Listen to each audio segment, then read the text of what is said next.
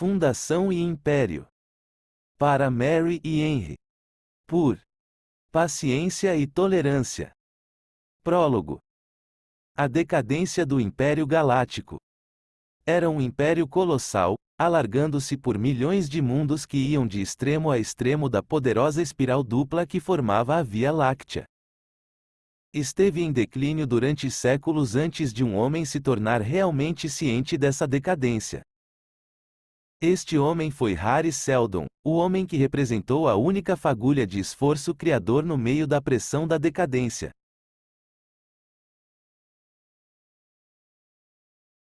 Criou e elevou a um alto grau de perfeição a ciência da psicohistoria.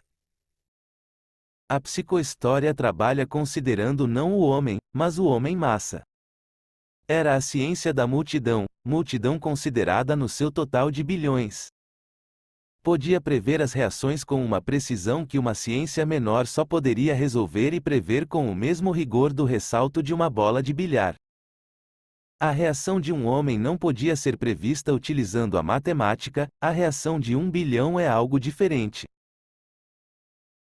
Hari Seldon delineou as tendências sociais e econômicas da época, estendeu para frente as curvas evolutivas e previu o acelerado declínio da civilização e o intervalo de 30.000 anos que deveria transcorrer antes de um novo império vigoroso poder emergir das ruínas. Era muito tarde para impedir esse declínio, mas não muito tarde para impedir o aparecimento de um interregno de barbarismo. Seldon estabeleceu duas fundações nos extremos opostos da galáxia, e a sua localização foi de tal modo calculada que os acontecimentos de um milênio deviam unir-se e entrelaçar-se de tal modo que levassem ao nascimento mais rápido de um segundo império, mais robusto e mais duradouro. Fundação, Nome Press, 1951, contou a história de uma destas fundações durante os 2 primeiros séculos de vida. Começa com um povoamento de cientistas físicos em Terminus, um planeta colocado na extremidade de um dos braços da espiral da galáxia. Separados dos distúrbios do Império, esses cientistas trabalharam como compiladores de um compêndio de conhecimento universal, a Enciclopédia Galáctica, desconhecendo o profundo papel que lhes fora destinado pelo já falecido Seldon. Como o Império se fosse corrompendo, as outras regiões caíram nas mãos de reis independentes. A fundação viu-se ameaçada por eles. Contudo, atirando os insignificantes soberanos uns contra os outros, sob a orientação do primeiro prefeito, Salvor Ardin, conseguiram manter uma independência precária. Sendo os únicos possuidores da força atômica no meio de mundos que estavam perdendo a cultura e regressando ao carvão e ao petróleo, conseguiram, por isso, ganhar um ascendente. A fundação tornou-se o centro religioso dos reinos vizinhos. Vagarosamente, a fundação criou uma economia comercial ao mesmo tempo que a enciclopédia recuava para um plano mais distante. Os seus comerciantes, negociando com instrumentos atômicos que o Império nem sequer podia ter copiado nos seus dias de maior solidez, penetravam centenas de anos-luz através da periferia. Sob Robert Mellow, o primeiro príncipe mercador da fundação, desenvolveram as técnicas de guerra econômica a ponto de derrotarem a República de Corel, embora este mundo fosse apoiado por uma das outras. Sob Robert Mellow, o primeiro príncipe mercador da fundação, desenvolveram as técnicas de guerra econômica a ponto de derrotarem a República de Corel, embora este mundo fosse apoiado por uma das outras províncias que tinha saído do Império. Decorridos 200 anos, a fundação era o estado mais poderoso da galáxia, com exceção dos remanescentes do Império que, concentrados no terço central da Via Láctea, ainda controlavam 3/4 da população e da riqueza do universo. Parece inevitável que o próximo perigo a ser enfrentado pela Fundação fosse um último golpe do Império agonizante. O futuro deve ser esclarecido pela batalha entre a Fundação e o Império. Parte 1 – O General. Em busca dos mágicos. Bel Riose, na sua carreira relativamente curta, Riose ganhou o título de O Último Imperial, e conseguiu-o merecidamente. Um estudo das suas campanhas revela-o como um equivalente de Perifói na capacidade estratégica, sendo-lhe talvez superior na habilidade que demonstrou em conduzir homens. O fato de ter nascido nos dias do declínio do Império assim o permitia, porém era-lhe inteiramente impossível igualar a crônica de Perifói como conquistador. Dispôs, contudo, de algumas possibilidades quando, sendo o primeiro general do Império a fazê-lo, enfrentou a fundação com firmeza. Enciclopédia Galáctica.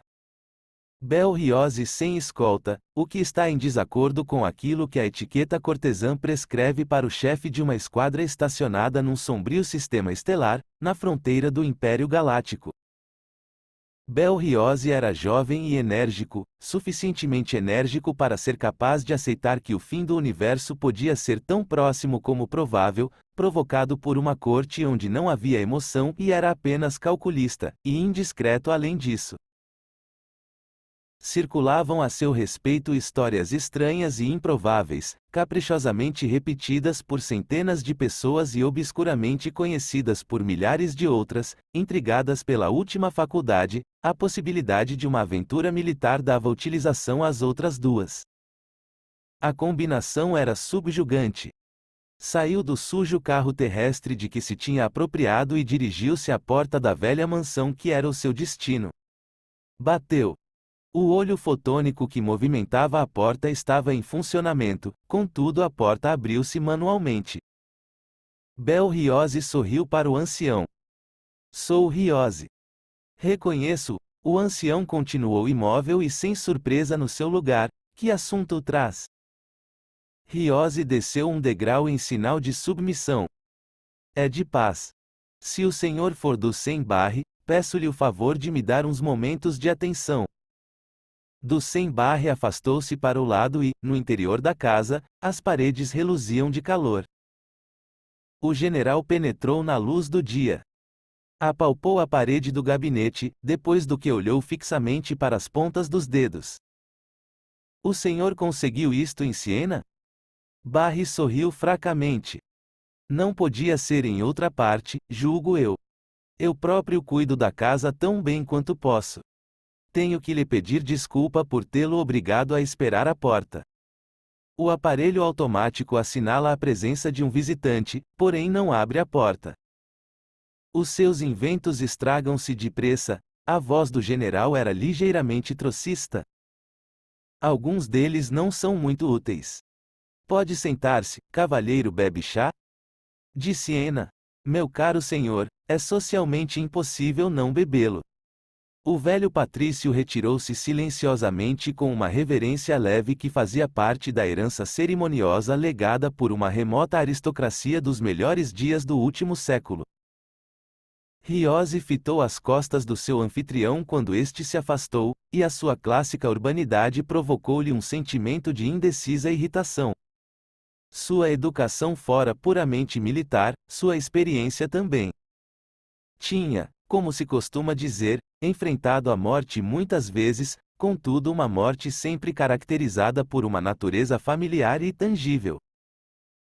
Consequentemente, não havia inconsequência no fato de o idolatrado leão da 20ª Esquadra ter se sentido deprimido na atmosfera bolorenta do velho aposento. O general reconheceu as pequenas caixas de marfim preto que estavam nas prateleiras como livros. Seus títulos não lhe eram familiares. Conjecturou que a ampla estrutura existente numa das extremidades do aposento era o receptor que transmudava os livros em visão e som logo que lhe fosse feito o pedido. Nunca vira nenhum em funcionamento, porém tinha ouvido falar deles. Ouvira uma vez contar que, havia muito tempo, durante a Idade de Ouro, quando o Império se estendera pela galáxia inteira, 9 casas em cada 10 possuíam receptores idênticos, e idênticas filas de livros. Porém agora havia fronteiras para vigiar, os livros eram para os velhos. E metade das histórias que se contavam a respeito dos tempos antigos eram míticas, fosse como fosse. Mais de metade. Chegou o chá, e Riose sentou-se. Do Sem-Barre levantou a sua xícara. A sua honra. Muito obrigado. A sua. Ducem Barry observou deliberadamente. Você disse que era novo? 35? Quase acertou. 34. Nesse caso, disse Barry, com uma ênfase cortês, não vejo melhor começo do que informá-lo pesarosamente de que não estou na posse de amuletos de amor, poções ou filtros. Nem sou capaz de influenciar, no mínimo que seja, os favores de qualquer jovem senhora com mais recursos do que você. Não preciso de ajudas artificiais a esse respeito, senhor. A complacência evidentemente presente na voz do general aumentara divertidamente. Costuma receber muitos pedidos de semelhantes produtos. Muitos. Infelizmente, um público mal informado tende a confundir erudição com feitiçaria, e a vida amorosa parece ser aquele fator que requer uma farta quantidade de remendos mágicos. E por isso pareceu-lhe muito natural que eu estivesse aqui também por isso.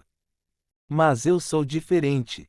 Não associo a erudição com coisa alguma exceto com os meios de responder a perguntas obscuras. O Siveniano observou sombriamente. Você pode estar tão enganado como eles. Isso pode suceder ou não. O jovem general pousou a sua xícara no brilhante estojo e voltou a enchê-la. Deixou cair a cápsula aromática que lhe ofereceram, com um pequeno borrifo. Diga-me então, Patrício, o que vem a ser os mágicos? Os autênticos. Barry pareceu espantado com aquela designação que há muito deixara de ser usada. Respondeu: não há mágicos. Todo mundo fala deles. Sivena está cheia de histórias a seu respeito. Aceitas alicerçadas com base neles.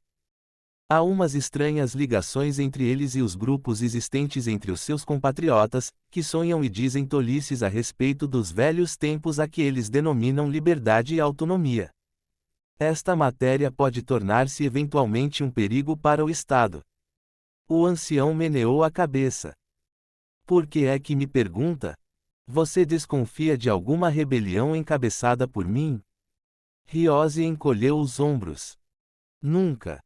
Nunca. Oh, não, é uma ideia com. Oh, não, é uma ideia completamente ridícula. Seu pai estava exilado nesse tempo, e o senhor mesmo é um patriota e um chauvinista. É uma indelicadeza da minha parte, como seu hóspede, dizer-lhe isto, mas assim o exige a minha missão. Estará conspirando agora? Duvido. Sivena viu-se com o espírito derrotado por estas 3 gerações mais próximas. O ancião replicou com dificuldade. Vou ser obrigado a ser tão indelicado como anfitrião como você o é como hóspede. Vejo-me obrigado a recordar-lhe que, uma vez, um vice-rei pensou como você está fazendo quanto ao desânimo dos sivenianos. Por ordem desse vice-rei meu pai tornou-se um pobre fugitivo, os meus irmãos mártires e minha irmã uma suicida. E esse vice-rei teve uma morte suficientemente horrorosa às mãos desses mesmos escravos sivenianos. Ah, sim, e você tocou numa coisa que desejava lhe dizer.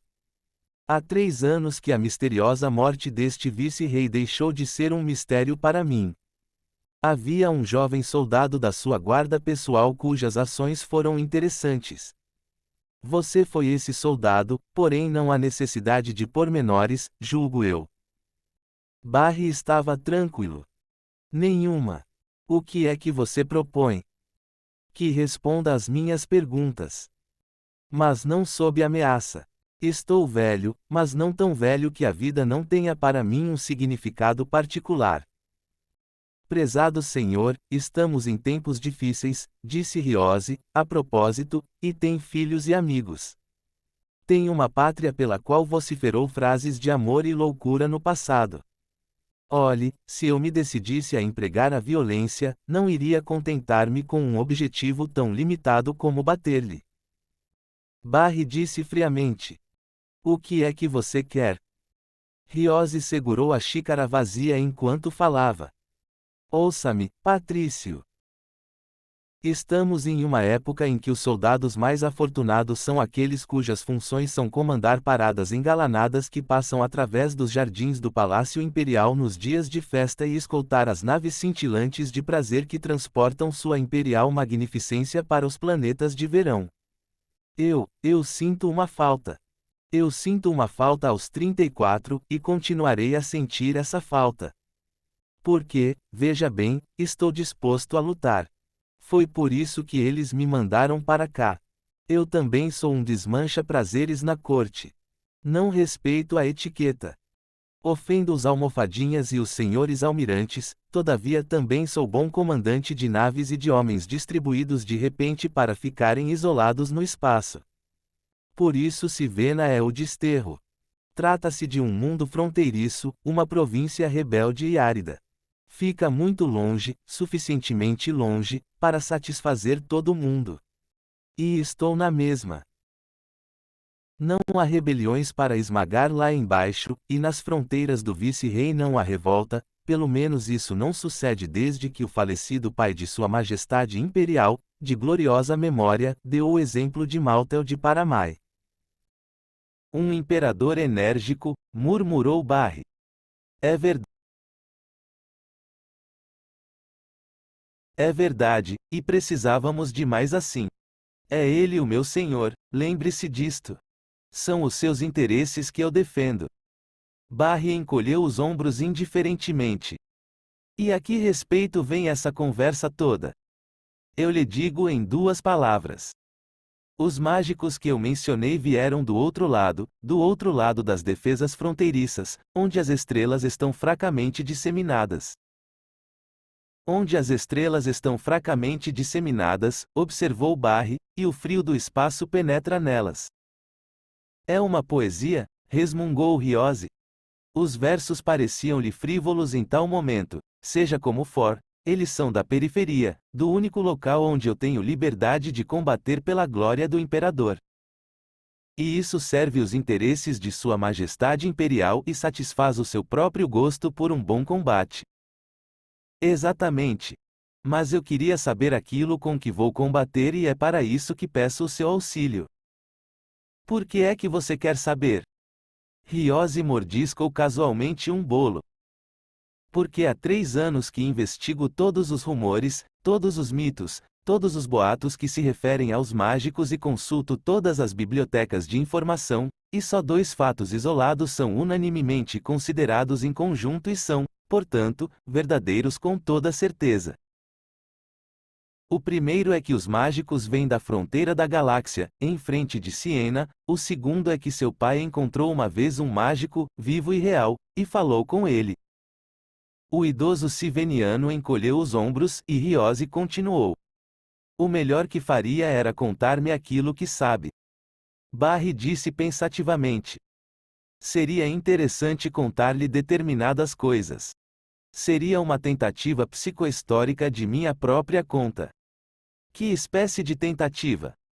Psicohistórica. Havia uma aresta desagradável no sorriso do ancião. Depois acrescentou, encrespadamente, você agiria melhor se bebesse mais chá. Vou ocupá-lo com uma conversa bastante demorada. Encostou-se nas almofadas moles da cadeira. As paredes luminosas tinham amaciado o seu fulgor, passando para uma vermelhidão rosa marfim, que suavizou até o perfil duro do soldado. Do sem Barry começou. Aquilo que vi pessoalmente resulta de 2 acidentes, o acidente de ter nascido filho de meu pai e o de ter nascido filho do meu país. Começou há mais de 40 anos atrás, logo a seguir ao grande massacre, quando meu pai estava foragido nas florestas do sul, quando eu era artilheiro na esquadra pessoal do vice-rei. Este mesmo vice-rei, a que já me referi, que tinha ordenado. Este mesmo vice-rei, a que já me referi, que tinha ordenado o massacre, e que morreu depois disso daquela morte cruel. Barry sorriu com dureza, e continuou. Meu pai era um patrício do Império e senador de Siena. Chamava-se Onum Barry. Riose interrompeu-o impacientemente. Conheço muito bem as circunstâncias do seu exílio. Você não precisa gastar tempo com isso. O Siveniano ignorou esta interrupção e prosseguiu sem um desvio. Durante o seu exílio foi ter com ele um homem extraviado, um comerciante da fronteira da galáxia, um homem novo que falava com um sotaque estranho, que não conhecia nada da história imperial recente e que estava protegido por um escudo proteção individual. Um escudo proteção individual? Perguntou Ryose deslumbrado. O que você está me dizendo é extravagante. Que gerador podia ser tão poderoso que pudesse condensar um escudo do tamanho de um único homem? Pela grande galáxia, isso quer dizer que ele carregava 5.000 miríades toneladas de fonte de energia atômica em volta dele num pequeno carrinho de rodas. Barry disse tranquilamente. Trata-se de um daqueles mágicos a respeito de quem você ouviu boatos, histórias e mitos. A designação, mágico, não é levianamente aplicada. Não carregava com ele um gerador suficientemente grande para ser visível, mas, pelo contrário, uma arma tão pesada como a que você possa carregar com uma mão terá tanto peso e tamanho como o escudo que ele trazia. É esta a história toda a respeito deles? Os mágicos nasceram dos murmúrios de um homem velho e destroçado pelo sofrimento e pelo exílio? A história dos mágicos é muito anterior a meu pai, cavalheiro. E a prova é mais concreta. Depois de ter deixado o meu pai, esse comerciante, a quem os homens denominam mágico, visitou um técnico na cidade onde meu pai o tinha conduzido, e ali deixou um escudo gerador do tipo que ele trazia consigo. Esse gerador foi recuperado por meu pai depois do seu regresso do exílio, após a execução do sanguinário vice-rei. Levou um enorme tempo para achar, o gerador está pendurado na parede atrás de você, cavalheiro. Não trabalha. Nunca trabalhou senão nos 2 primeiros dias, mas se olhar para ele, há de ver que não há, no Império, nenhum projetado como ele. Bel-Ryose esticou-se para o cinturão de metal com tirantes que estava ajustado na parede curva. Puxou-o com um pequeno ruído de sucção até que a pequena peça, com um escudo de adesivo, lhe ficasse ao alcance da mão. Chamou-lhe a atenção o elipsoide do vértice do cinturão. Era do tamanho de uma noz. Isto, disse ele. Era o gerador, respondeu Barry. Realmente era o gerador. O segredo da sua construção ainda não foi descoberto até agora. As investigações subeletrônicas revelaram que se fundiu numa única massa de metal e nem todos os cuidadosos estudos dos modelos de difração foram suficientes para identificar as delicadas partes que ali existiam antes da fusão. Nesse caso, as suas provas continuam a assentar na espuma de palavras não autorizadas por uma evidência concreta. Barry encolheu os ombros. Você me pediu que lhe dissesse o que sabia e ameaçou que me obrigaria a dizê-lo pela força. Se agora prefere encarar as coisas com ceticismo, que quer que lhe diga? Acha que me devo calar? Vamos em frente, disse o general, asperamente. Continuei as pesquisas de meu pai depois de ele ter morrido, e aconteceu-me então o segundo acidente que mencionei e que me ajudou, porque Siena era bem conhecida de Hari Seldon. E quem é Hari Seldon? Hari Seldon foi um cientista do reinado do imperador Daluben IV. Foi um psicohistoriador, o último e o maior de todos eles. Visitou uma vez Siena, quando Siena era um grande centro comercial, rico em artes e ciências. Visitou uma vez Siena, quando Siena era um grande centro comercial, rico em artes e ciências. Resmungou Ryose, com desagrado, onde é que há algum planeta estagnado que não se põe a reivindicar que foi uma terra de prosperidade superabundante nos tempos antigos? Os tempos de que lhe estou falando datam de há 2 séculos atrás, quando o imperador dominava até a estrela mais distante, quando Siena era um mundo interior e não uma província fronteiriça semibárbara. Nesses dias, Hari Seldon previa o declínio do poder imperial e a eventual volta ao barbarismo da galáxia inteira. Ryose riu bruscamente. Ele previa semelhante coisa? Nesse caso previa mal, meu bom cientista. Calculo que é este o nome que se dá a si mesmo. Porque o império é agora mais poderoso do que aquilo que foi durante um milênio. Os seus velhos olhos estão cegos pela fria monotonia da fronteira.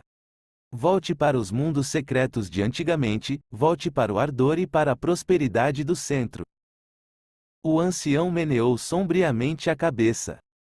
A circulação cessou primeiro nas outras fronteiras.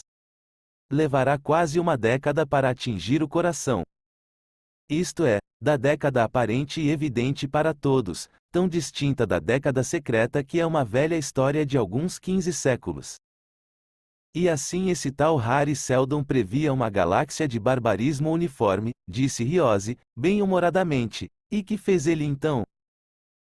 Estabeleceu por isso duas fundações nos dois extremos opostos da galáxia, fundações dos melhores, e dos mais jovens, e dos mais robustos, para procriar, crescer e desenvolver. Os mundos em que foram colocados foram cuidadosamente escolhidos, o mesmo sucedendo com a época e o meio ambiente. Tudo foi ajustado de modo a que o futuro, tal como estava previsto pela invariável matemática da psicohistória, isolasse o seu precoce isolamento do corpo principal da civilização imperial e provesse o gradual crescimento dos germes do Segundo Império Galáctico, transformando um inevitável enterrenho de barbarismo de 30.000 anos a um simples milênio. E qual foi o fim de tudo isto? O Senhor parece conhecê-lo pormenorizadamente. Não sei e nunca o soube, disse o patrício com compostura. Isto é o trabalhoso resultado da articulação de determinadas provas descobertas por meu pai e um pouco mais aprofundadas por mim. A base é fraca e a existência da superestrutura foi romantizada para preencher as enormes lacunas existentes. Mas estou convencido de que isto é essencialmente verdade. Você se deixa convencer facilmente. Julga que sim? Já conto 40 anos de investigações. Ora, 40 anos! Eu podia acabar com a questão em 40 dias. De fato, eu suponho que tenho obrigação. Eu devo ser diferente. E como é que você faria isso? De uma forma evidente. Podia tornar-me um explorador. Podia descobrir essa fundação de que fala e observá-la com os meus próprios olhos. Você disse que são duas? Os registros referem-se a duas. Apenas se descobriu uma prova sólida para uma, o que é compreensível, visto que a outra está colocada na ponta extrema do longo eixo da galáxia. Bem, vou visitar essa que nos fica próxima. O general já estava de pé, ajustando o cinto. Você sabe onde é que deve ir? Perguntou Barry. Num certo sentido, sei.